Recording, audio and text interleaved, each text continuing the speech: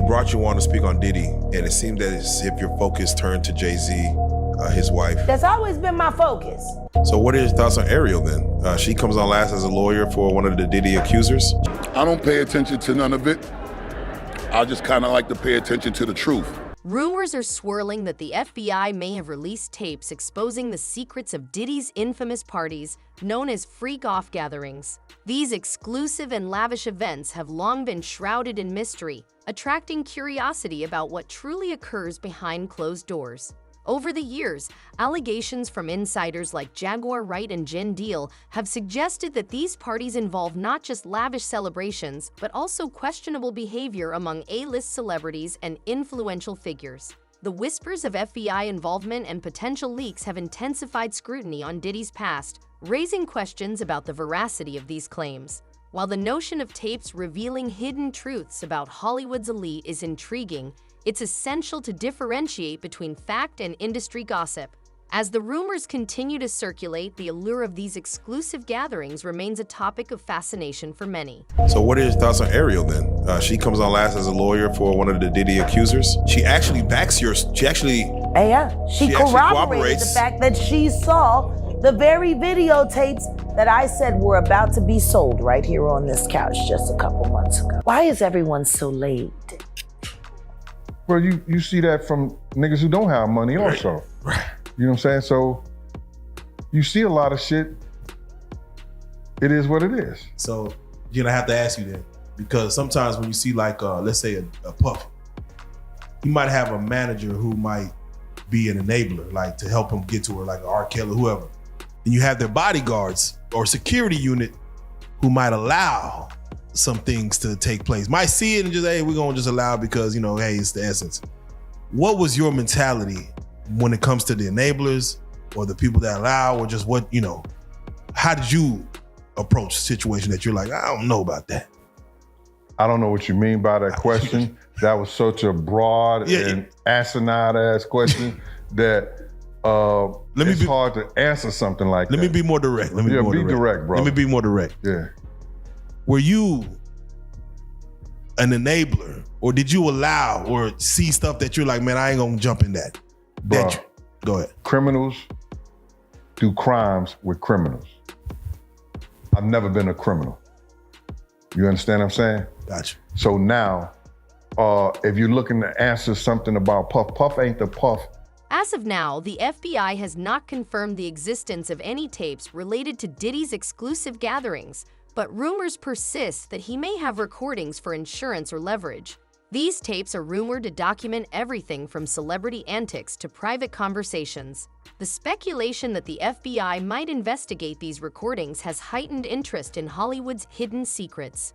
Some believe this could be part of a broader inquiry into scandals and power dynamics in the industry. While there's no concrete evidence, the mere possibility has fans and insiders buzzing about what could potentially be revealed. And that anyone with a functioning moral compass doesn't want to. Rapper P. Diddy, whose real name is Sean Combs, was just arrested on racketeering and trafficking charges for what went on at his massive A-lister parties. Consider Kesha's 2010 hit Ruined. Wake up in the morning feeling like P. Diddy. Over the years, celebrities from Leonardo DiCaprio to Paris Hilton to Howard Stern to Martha Stewart to Beyonce attended parties at Combs' house in the Hamptons. Maybe some of these parties were just big bashes without open illegal activity. Hard to know. But this indictment is pretty insane. Combs wanted to integrate hip-hop into the echelons of the mega rich at his Labor Day Hamptons white parties. They were legendary, apparently. You're legendary for the parties that you throw. Mm-hmm. You throw a great party. I'm a legend, baby, for a whole bunch of things. Yes. You know. Huh? Yeah. What do you do to make just an amazing killer party? Women, beautiful women, of course. We need alcohols. Right. Alcohols. You need locks on the doors. Okay, this is sounding kind of dangerous now. It's a little kinky, but yeah. Authorities claim that Combs called certain parties of his freak-offs. There, he allegedly arranged, directed, pleasured himself, and often electronically recorded. Prosecutors claim that he abused, threatened, and coerced women and others around him to fulfill his sexual desires, protect his reputation, and conceal his conduct for decades. He created a criminal enterprise whose members and associates engaged in trafficking, forced labor, kidnapping, arson, bribery, and obstruction of justice. Diddy's arrest came months after a federal investigation and raids on his properties on both coasts, his Los Angeles mansion and a waterfront pad in Miami. Diddy. Yeah. There's a lot of crazy things that's going on with this story, Diddy, right? I mean, a lot of people are calling him the Epstein of the music, the Hollywood world, the business, what do you call it, the entertainment world. I'll read this story and then I want to kind of get your thoughts on this here. So here's a story. Sean Diddy Combs' former bodyguard claims music mogul had tapes of politicians and princes out there. And we'll play this clip in a minute. Gene Deal, who was present the night before Notorious B.I.G. Biggie was fatally shot in 1997, made the sensational comments during an interview with Art of Dialogue YouTube channel, and here's what he had to say. Go for it, Rob. After finding out he was recording everything. But not only celebrities, I don't think it's only celebrities going to be shook. He had politicians in there. He had princes in there. Uh-oh. He also had a couple of preachers. Jaguar Wright, known for her candid critiques of the music industry, has been vocal about the true nature of Diddy's freak-off parties. She suggests these gatherings serve as a platform for powerful figures to network and exert influence over one another. In her interviews, Wright has even implied that some celebrities may have unknowingly been recorded at these events.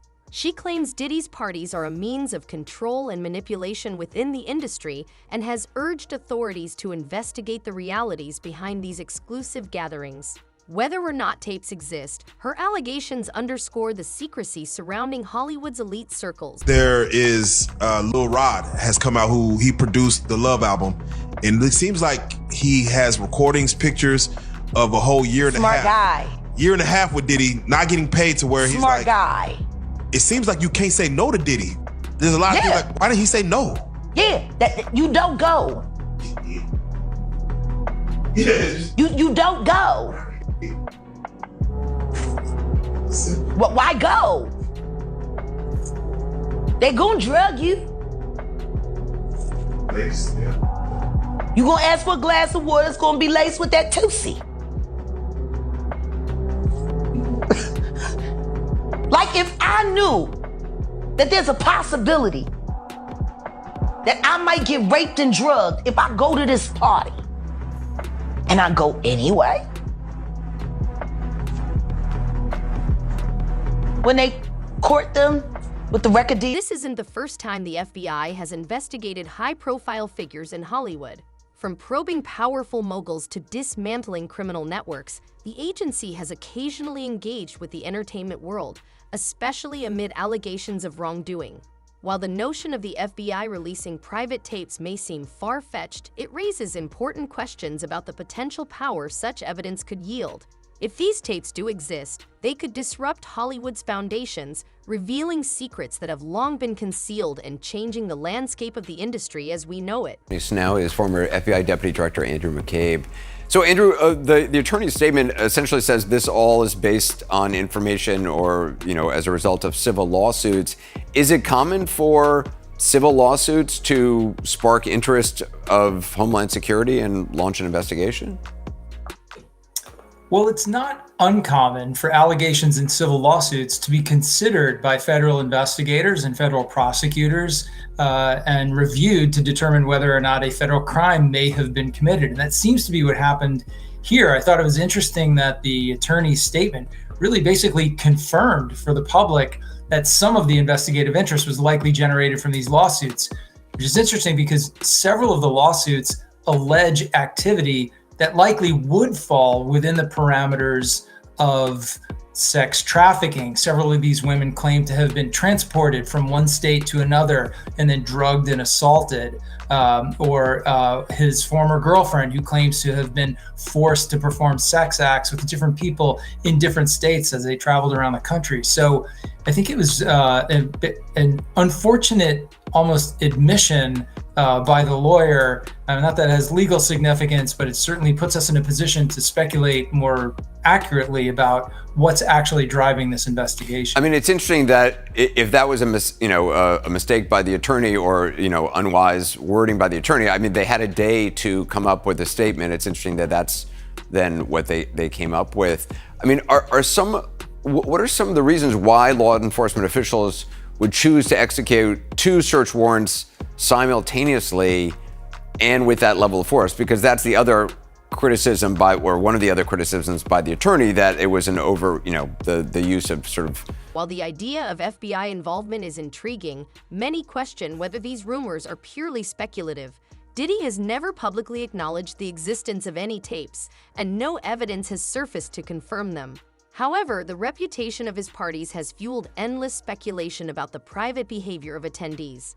In an interview, Diddy dismissed similar rumors, suggesting that people exaggerate about his gatherings. Yet insiders like Jaguar Wright argue that there's a reason these parties remain shrouded in secrecy.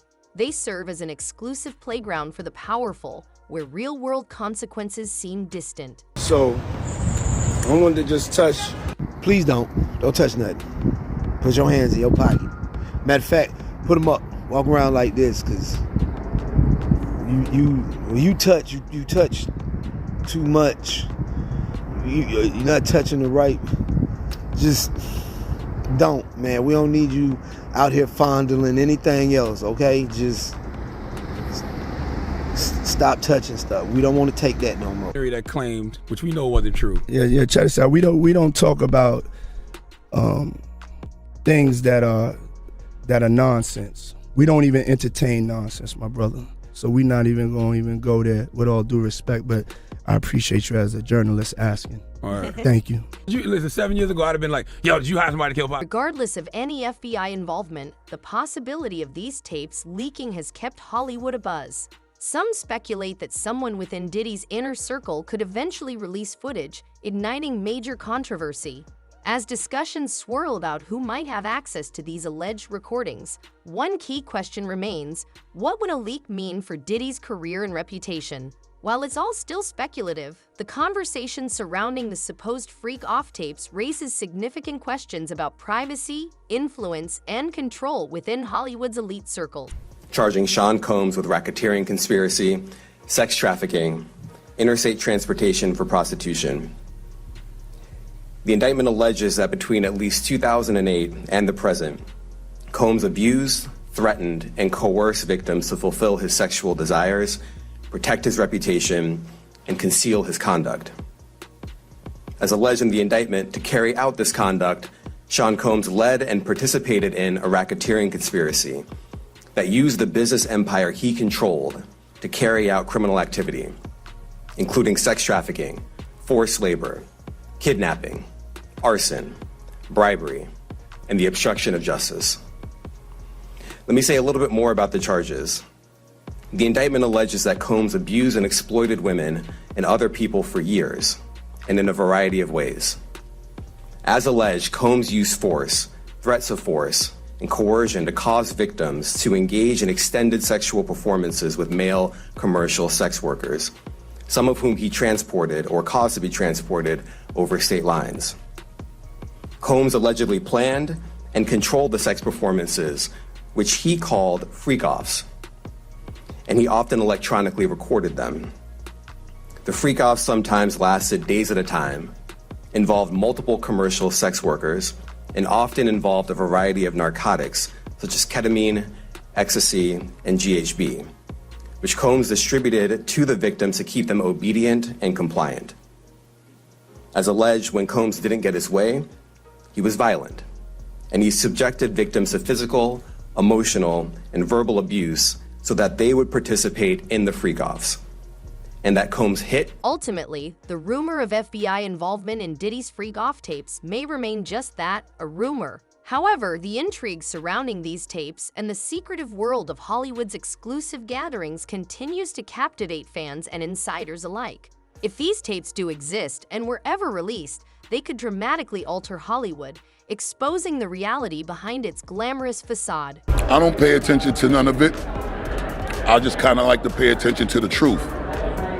when that time manifests, then, you know, we'll speak about this, hopefully when that time comes. As far as I'm concerned, I don't really like to speak on situations that I'm not well versed in, and that's not really my situation. You know what I'm saying? But I wish the best for everyone involved. God bless everyone involved. And, you know, I think that we should all kind of be a little more mindful of how much we speak on other things when it's as sensitive as this. And it's incredibly sensitive. It's extremely sensitive, and I think that people don't keep in mind the effect of what their opinion can have. And I think it's really, really important that we reserve our opinions until we understand what the undisputed truth is, because an opinion can detrimentally affect someone short-term and long-term. And I just, from my own learning experiences and being through, you know, none of us are exempt from going through challenges and obstacles and trials and tribulations, some are way more intense and extreme than others. But I think at the end of the day, as we go through these things, we learn from them, and we also got to learn how to help people get through them. And that's the angle in life that I like to approach things from, because I know if any one of us is going through challenges in general, we do want some sort of help and guidance and support to not make those mistakes again. Have you had the chance to speak to Diddy? I spoke to him a few times before, like, it got a little out of control. Until then, the question of what truly happens at Diddy's infamous parties remains an intriguing mystery that captivates the public's imagination. Stay tuned, because in Hollywood, you never know when the truth might surface.